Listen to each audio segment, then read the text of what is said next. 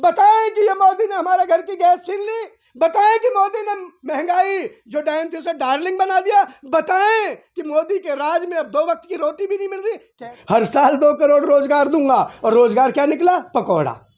मोदी, योगी जी आप क्या जलेबी को रोजगार बना दोगे?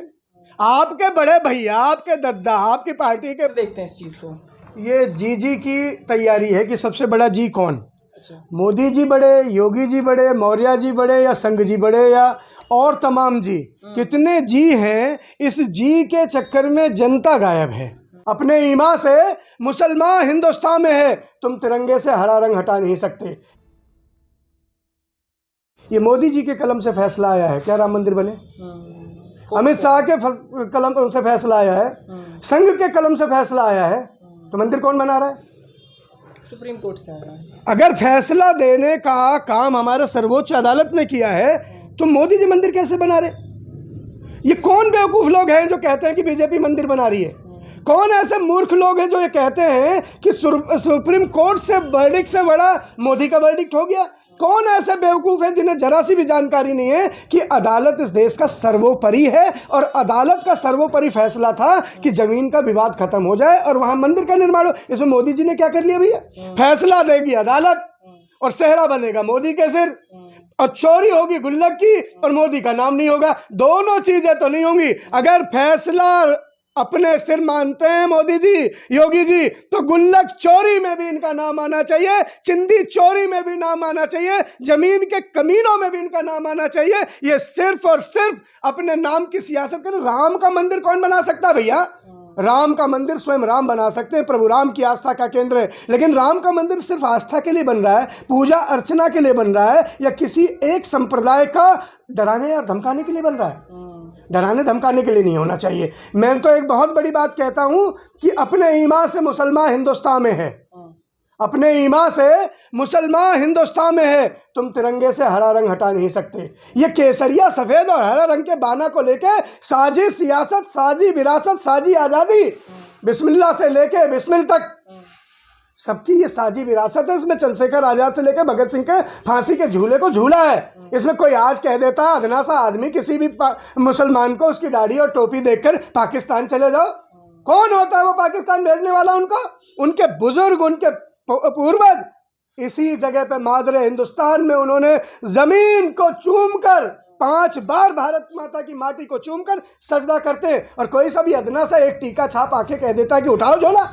अबे कैसे चले जाओ? बिरयानी खाने तुम नवाज की अम्मा के घर चले जाओगे, सॉल भेजने तुम नवाज की अम्मी के पास चले जाओगे, वैक्सीन जवानों की सांसें हमारी सीसी में भर के पाकिस्तान भेज दोगे, और हमारे जो हिंदुस्तान को बनाने वाले, अपने लहू से सींच कर बड़ा करने वाले लोग हैं, उन्हें 1 मिनट में देशद्रोही, 1 मिनट में पाकिस्तानी, 1 मिनट में जाने क्या क्या कह दोगे। कब तक चलेगा ये तिलक और टोपी का कारोबार भैया? कब तक चलेगा? कब तक आप किसी को टीका, तलक, तराजू, जाली वाली टोपी, दाढ़ी, सफाचट के नाम पर लहू से लाल करते रहोगे धरती? कब तक ये मौत की सियासत चलती रहेगी? मैं तो हाथ जोड़कर बोलता हूं, हिंदुओं से भी मुसलमानों से भी, वोट उसे दो जो आपको सच मायने में राम राज्य दे पाए, वोट उसे दो जो अमन और शांति दे पाए, वोट उसे दो जो आपके बच्चों का भविष्य बना पाए, वोट उसे दो जो एक कलम से आपकी तकदीर, तस्वीर और तदबीर को बदलता है। और उस एक कलम का नाम है केजरीवाल। 5 रुपए का रिनोल्ड, 5 रुपए का रिनोल्ड दिल्ली की तकदीर, तदबीर, तस्वीर को कितना सुंदर बना रहा है। यूपी में क्या खेल करेंगे केजरीवाल? यूपी में इतना बड़ा खेल होगा, खेल कोई नहीं करेगा। कहते रावण नहीं मर सकता था अगर विभीषण ना होता, राम को कभी वनवास भी नहीं होता अगर मंथरा ना होती, कैकेयी ना होती। तो ये राम की जो रामलीला कर रहे हैं, इसके भीतर तो रामलीला में महाभारत शुरू हो गया। महाभारत में चीरहरण हो रहा है। कभी योगी मोदी का चीरहरण करने के लिए तैयार हो जाते हैं, कभी योगी केशव प्रसाद मौर्य का चीरहरण करने को तैयार हो जाते हैं, कभी सुनील बंसल मोदी के कहने पर आप किसी को बदनाम करने के लिए बैठ जाते हैं। सिर फिटोवल किसके भीतर है? केजरीवाल की पार्टी में तो सिर्फ फिटोवल नहीं है। दिल्ली से लेकर लखनऊ तक दंगल किसके दल में मचा हुआ है?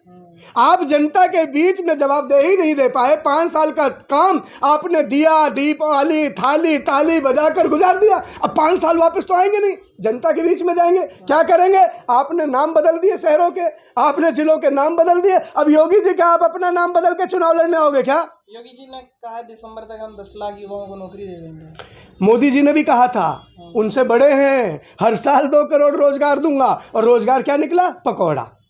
योगी जी आप क्या जलेबी को रोजगार बना दोगे? आपके बड़े भैया, आपके दद्दा, आपकी पार्टी के प्रमुख, आपके सर्वोसर्वा रोजगार के नाम पर पकौड़ा तलवा रहे थे। अब आप छनवाइए सरयू के तट पर जलेबी, प्रयागराज के तट पर जलेबी, और कहते वाह दे दिया रोजगार, जलेबी छाप रोजगार। ऐसा नहीं चलेगा। योगी आदित्यनाथ जी आप महंत हैं, आपका एक वेश है, आपका एक बाना है, आपकी एक प्रसिद्धि है, आपकी एक सिद्धि भी है। सब मटिया मेट कर दिया आपने, सब मटिया मेट कर दिया। गंगा में बहती लाशें और गंगा के किनारे प्रयागराज में दफन किए हुए हिंदुओं की वो लाशें आपने कब्रिस्तान बना दिया गंगा के घाट को। ये ये करा, ये पुकार आपको चैन से नहीं बैठने देगी। हम आप सब आपका सम्मान करते हैं एक महंत के नाते, हम सब आपका सम्मान करते हैं एक सन्यासी के नाते, लेकिन सन्यासी भी अगर मेरा घर फूकने आएगा तो मैं सन्यासी से भी 2-2 हाथ करने को तैयार हूँ, क्योंकि पहले मेरा घर बचना चाहिए।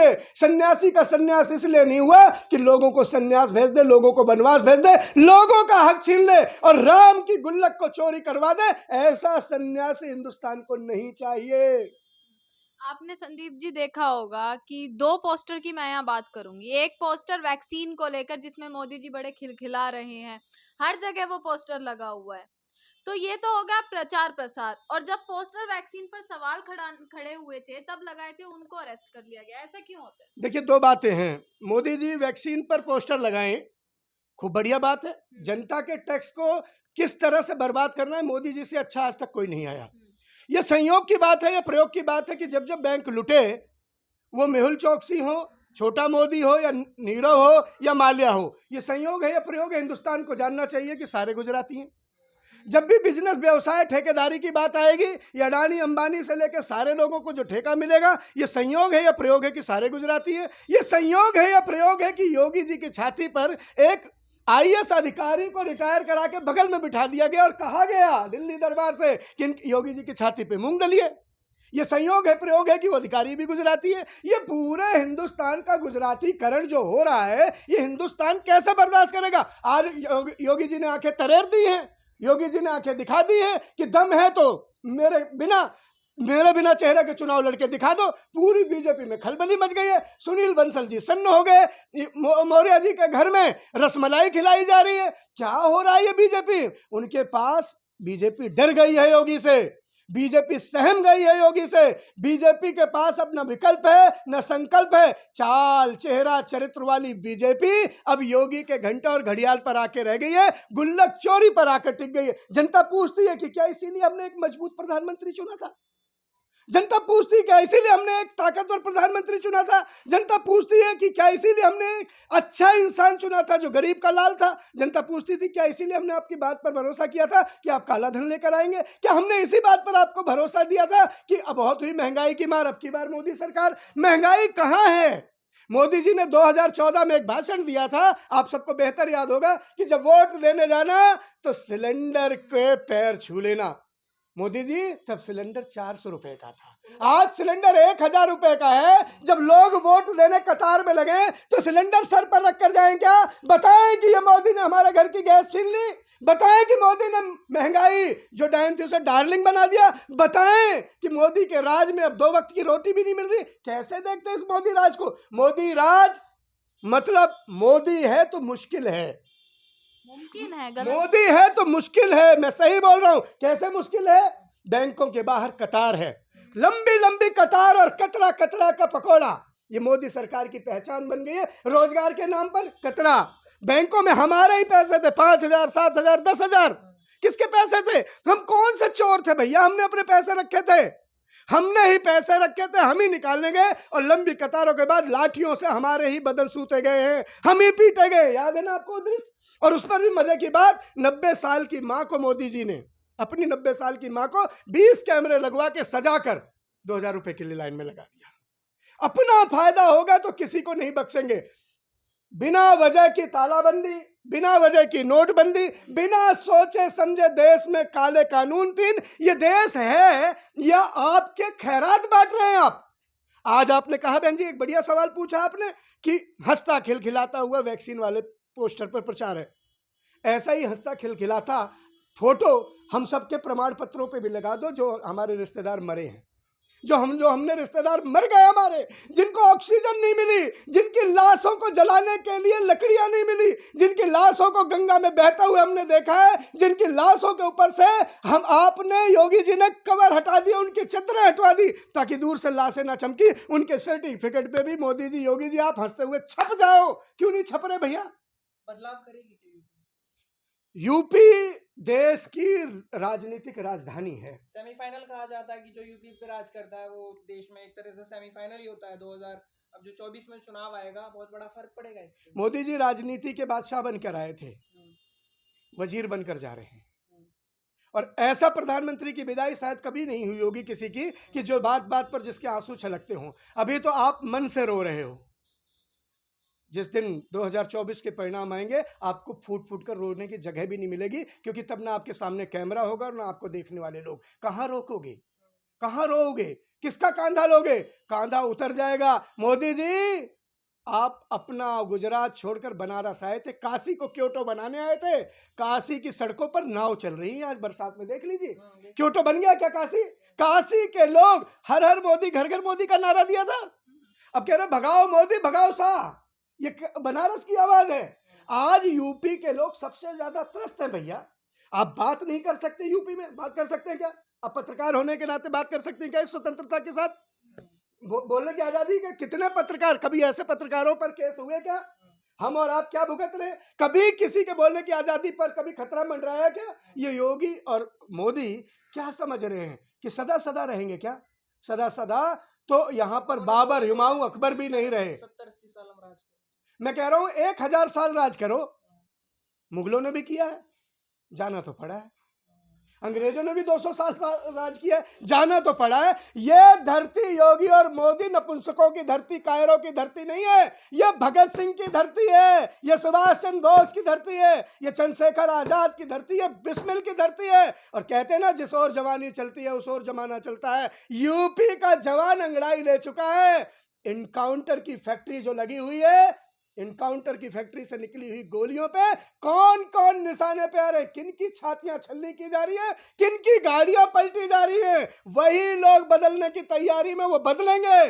कब तक अपने बच्चों को फर्जी इनकाउंटर में मरवाते रह गए यूपी के लोग? समझ चुके हैं, जान चुके हैं, और इस जाल में नहीं फंसेंगे। ये बातों का जुमला, बातों की जलेबी, बातों का बतासा बहुत हुआ। मुझे लगता है कि इसका अंत यूपी के लोग करेंगे। और एक बात बताता हूं, जो एक गाल बंगाल में लाल हुआ है ना बीजेपी का, वो दूसरा गाल ऐसा यूपी में लाल होगा कि ये लाल गाल लेके मोटा भाई छोटा भाई गुजरात के किसी कोने में सिमटे हुए दिखेंगे आपको। आपके सवाल है कि यूपी के अंदर जनसंख्या कानून आता है, और मोदी योगी जी कहते हैं कि जिसके 2 से ज्यादा बच्चे होंगे उसको सरकारी सुविधाएं नहीं दी जाएगी, और ये कानून लाते हैं जो अपने माँ बाप के साथ में संतान है।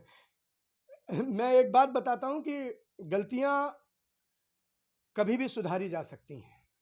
देश की परिस्थिति, देश की स्थिति के अनुसार। ऐसा नहीं है कि मेरे 4 भाई बहन हैं तो मैं कोई नया कानून नहीं ला सकता।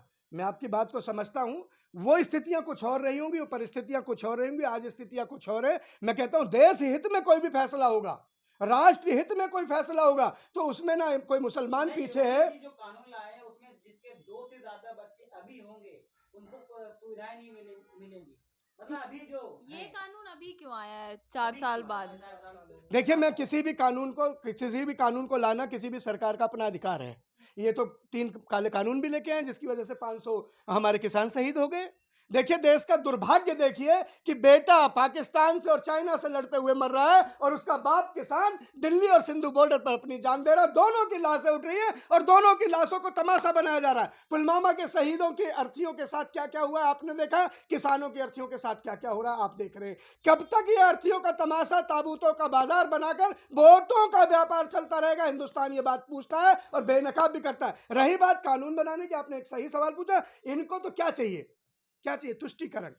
क्या मैं चाहता हूं कि फलाने को दबा दूं, मैं चाहता हूं फलाने के ऊपर पैर रख दूं, मैं चाहता हूं फलाने की छाती पे पैर रख दूं? हिंदुस्तान हम हैं, हम हिंदुस्तान जिसमें हिंदू मुसलमान सिख ईसाई सब है, सबका पसीना सबके बाप की बपौती है। हिंदुस्तान किसी एक घंटा बजाने वाले, किसी एक चाय बेचने वाले की जागीर नहीं है।